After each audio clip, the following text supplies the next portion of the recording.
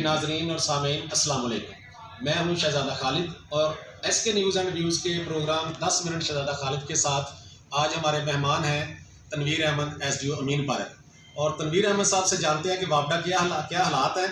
जी तनवीर साहब आप बताएं, ठीक है? जी शुक्र। अच्छा, आप जो वापडा के तकरीबन कितने आपके पास डेली कंप्लेंट आ रही हैं, जो साइल आपके पास परेशान होके आते हैं कि जी हमारा बिजली का बिल या फलां ये वो, अंदाज़ा क्या एवरेज है डेली जो आपके पास आ रहे हैं? डेली में हमारे पास जो बंदे आते हैं वो तकरीबन मेरे पास तकरीबन कोई 40 से 50 बंदे आते हैं, जिनका यही गिला होता है कि बिजली के रेट बहुत ज़्यादा है, जिसकी वजह से लोग परेशान हैं। लेकिन अल्हम्दुलिल्लाह मेरे पास जो है ओवर बिलिंग की कंप्लेंट बिल्कुल नहीं है। हमारी बिल्कुल एक्चुअल बिलिंग है। बिजली चोरों के ख़िलाफ़ हमारी जो कंपेन एक चल रही है CST और चीफ साहब के सरबराही में, वो हम कर रहे हैं। अभी हम तकरीबन 7-8 माह से हम कर रहे हैं और अभी तक अमीन पार्क जो सब डिवीज़न है इसमें तकरीबन 350 हम FIR रजिस्टर करवा चुके हैं और उसकी हम रिकवरी भी। टोटल कंज्यूमर आपके पास कितने हैं इस सब डिवीजन में? इस सब डिवीजन में तकरीबन कोई 35,000 के करीब।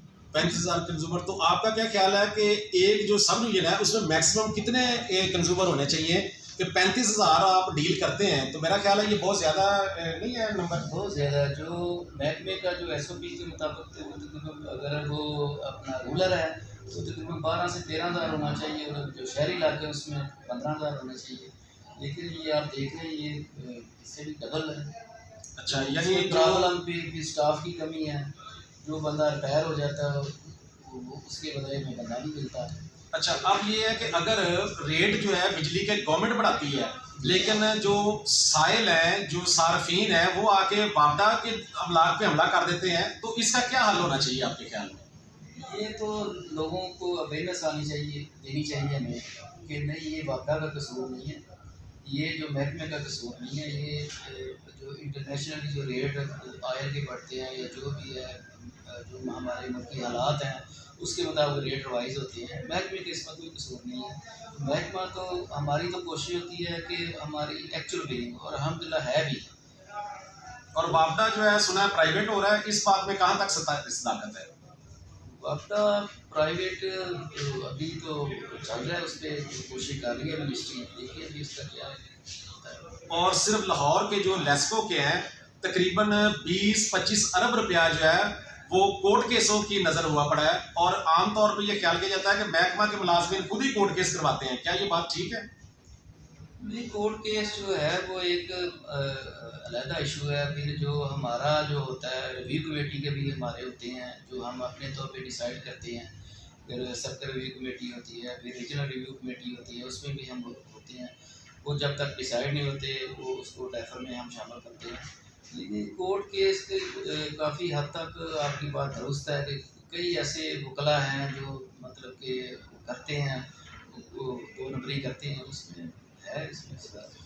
और आपकी सब डिवीजन में कितने डिफिकल्ट कंज्यूमर हैं कि जो धड़ल्ले से बिजली चोरी कर रहे हैं, डायरेक्ट सप्लाई लगी हुई है और कहते हैं जी आए हमें पकड़े, जो होता है देख लेंगे फलां? ऐसा कोई कंज्यूमर है आपके एरिया में? नहीं, हमारे एरिया में थे, लेकिन अल्हम्दुलिल्लाह जब से ये कंपेन शुरू हुई है उस वक्त से अभी हमारे ऐसी कोई प्रॉब्लम नहीं आई है। मैं खुद भी साइडों पे जाता हूँ, पुलिस के साथ भी रेड की है हमने, बड़े चोर भी पकड़े हैं, छोटे। लेकिन हमारी कोशिश होती है कि किसी के ज़्यादती ना हो। ये नहीं है कि हम ऐसे ही फजूल में किसी पे FIR दे दी। वो चोर है, जो चोर है उस पर हम FIR दे, उस पर कोई हमारा कंप्रोमाइज़ नहीं है। जो चोरी करता है। अच्छा, एक चीज़ ये बताएं कि अब तो चीफ जिस तरह ये है कि जी एक चीफ एग्जेक्टिव है, एक चीफ ऑफिसर है, फिर डायरेक्टर है, फिर डायरेक्टर एडमन है, फलां है, ये सेल है, वो सेल है, इतने डिप्टी डायरेक्टर है, ऑफिसर है। लेकिन ये इतना ज़्यादा ऑफिसर और सारा होने के बावजूद भी अवाम की शिकायत उसी तरह है।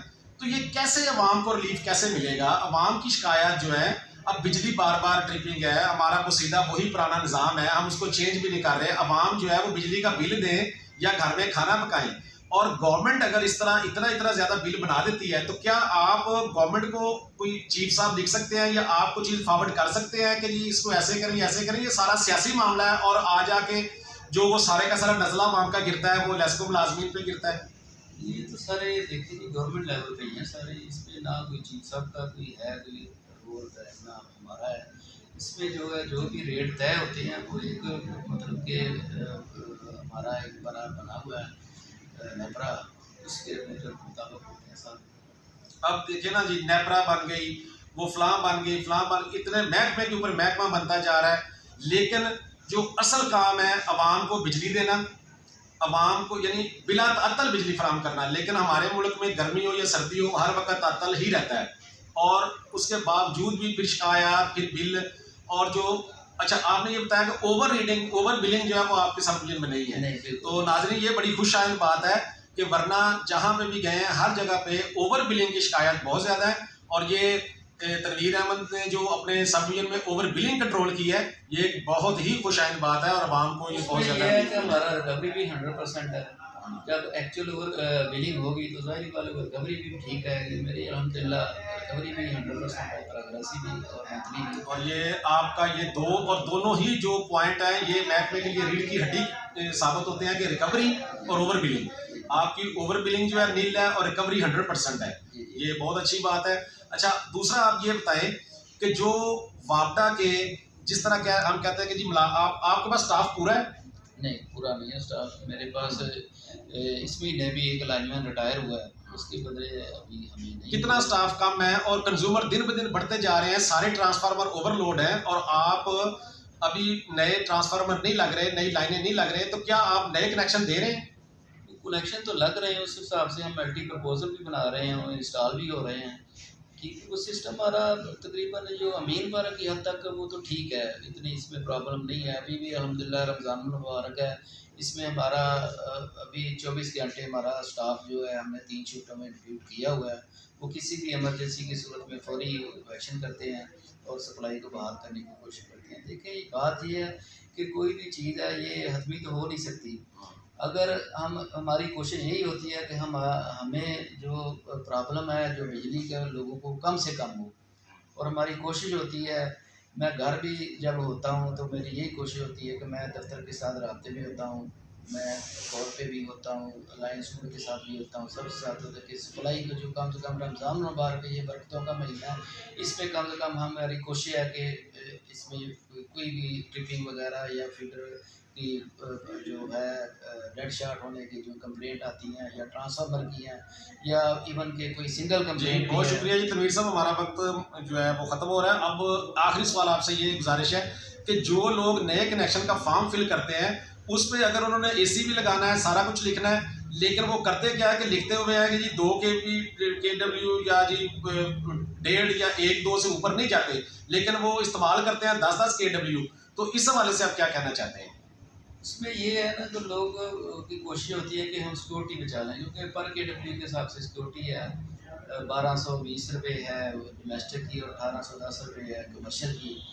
उसमें है ये हमारे अलस को जो एस्टिमेट लगाना चाहते हैं उसको भी देखना चाहिए कि इसके घर का कितना लोड है, ठीक है, इसके हिसाब से कनेक्शन पास करें। लेकिन लोग एक्चुअली ये करते हैं कि नए घर बन रहे होते हैं, उस वक्त लोड का अंदाजा। अच्छा, ये शॉर्ट सर्किट जो होता है ये मामला, क्या ये बनी बनाई टेस्ट रिपोर्टें आ जाती हैं तो उसको चेक नहीं किया जाता, या क्या कि शॉर्ट सर्किट से अक्सर जो है वो आग लगी होती है, आए रोज कोई ना कोई वाकया होता है जी शॉर्ट सर्किट से ये पूरा घर जल गया ये शॉर्ट सर्किट है क्या, ये क्या क्यों होता है, इसमें वापडा का कितना कसूर है?